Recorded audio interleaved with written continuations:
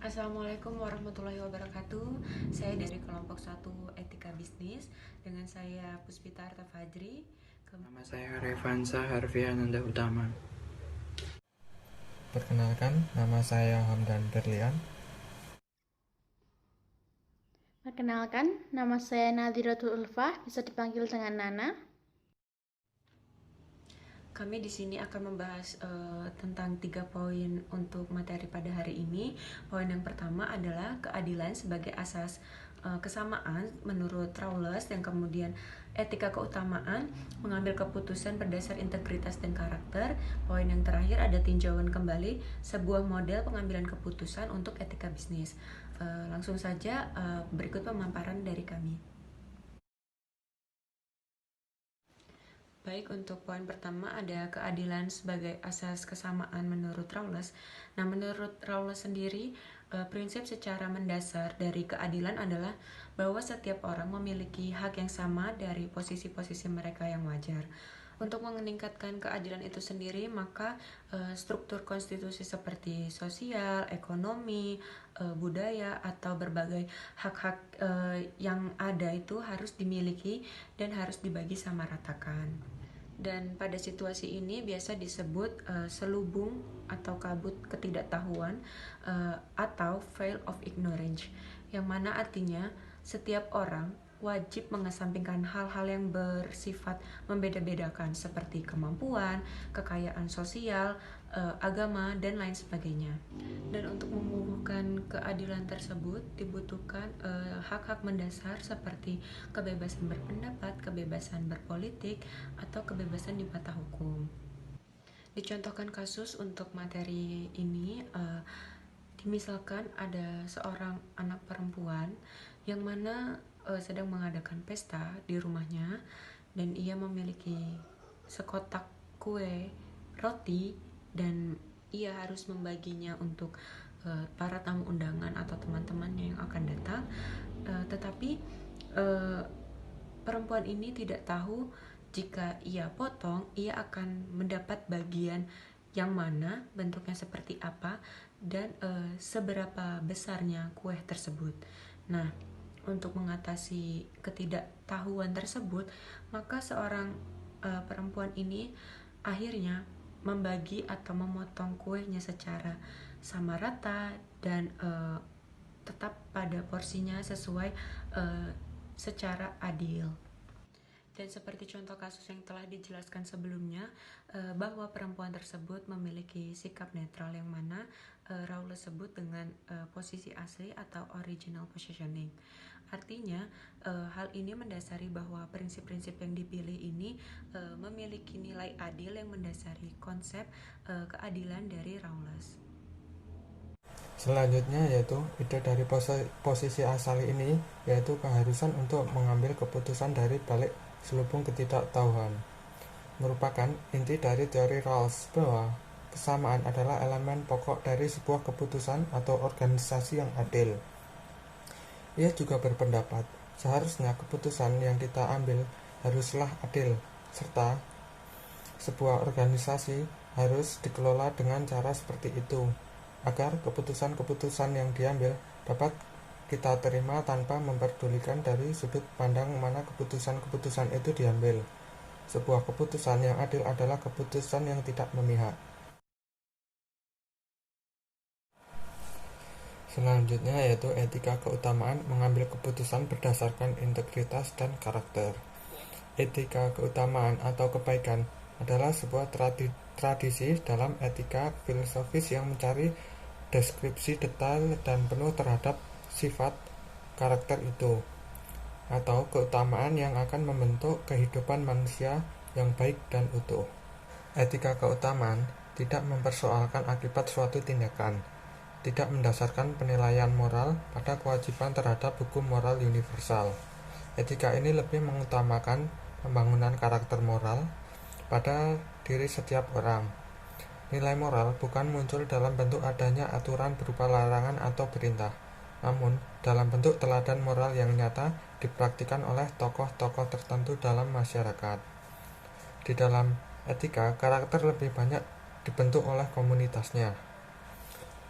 Pendekatan ini terutama berguna dalam menentukan etika individu yang bekerja dalam sebuah komunitas profesional yang telah mengembangkan norma dan standar yang cukup baik. Keuntungan teori ini bahwa para pengambil keputusan dapat dengan mudah mencocokkan dengan standar etika komunitas tertentu untuk menentukan suatu itu benar atau salah tanpa ia harus menentukan kriteria terlebih dahulu dengan asumsi telah ada kode perilaku. Indikator etika merupakan kemampuan individu untuk memutuskan hal-hal yang berhubungan dengan isu etika dan moral, baik dan buruk, salah dan benar. Hal ini dilakukan karena untuk menghindari hukuman, melakukan hal yang baik jika mendapat imbalan sesuai dengan pendapat teman, mentaati hukum dan peraturan, memenuhi kontrak sosial, kesadaran individu, memenuhi tuntutan moral, dan menerapkannya dengan konsisten. Etika keutamaan menggeser fokus dari pertanyaan mengenai apa yang seharusnya dilakukan oleh seseorang menjadi siapa orang yang dimaksud. Pergeseran tersebut tidak hanya mengharuskan pandangan yang berbeda mengenai etika, namun juga mengenai diri kita sendiri. Secara implisit, pembedaannya terdapat pada pengakuan bahwa identitas kita sebagai seorang pribadi yang sebagian dibangun dari keinginan, keyakinan, nilai-nilai, dan perilaku kita.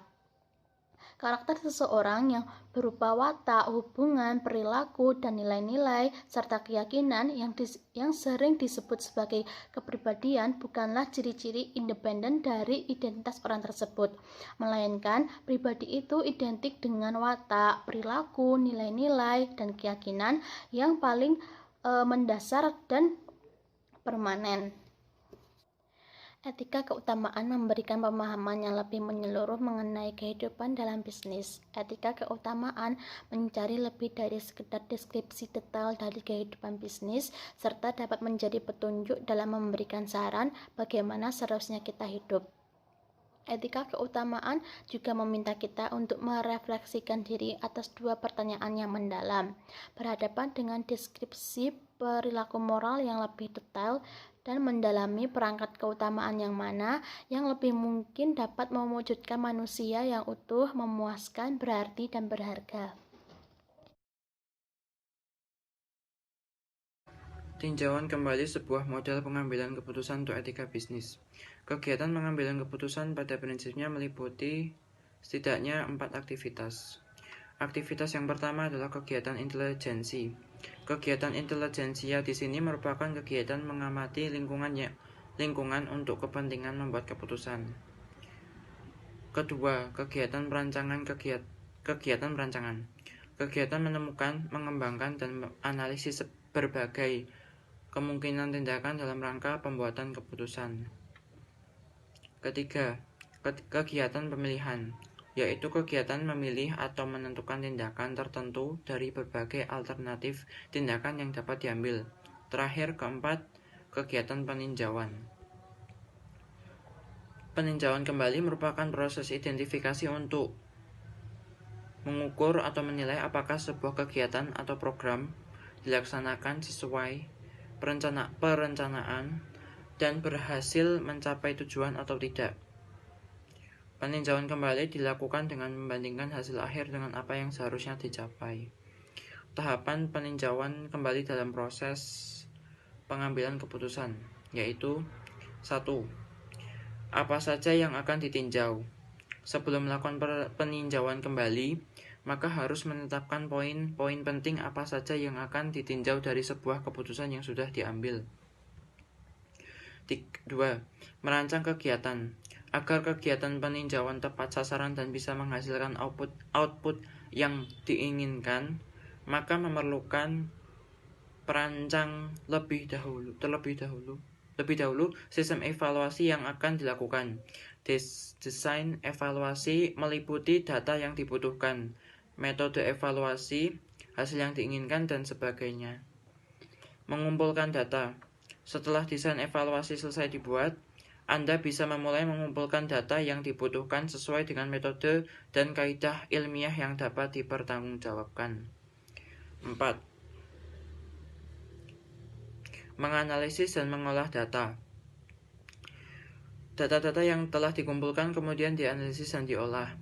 Untuk mempermudah proses analisis dan pengolahan data, sebaiknya mengelompokkan data-data tersebut. Gunakan alat analisis yang sesuai agar fakta yang dihasilkan dapat dipercaya. Selanjutnya, bandingkan dengan rencana awal. Melaporkan hasil. Yang kelima, melaporkan hasil.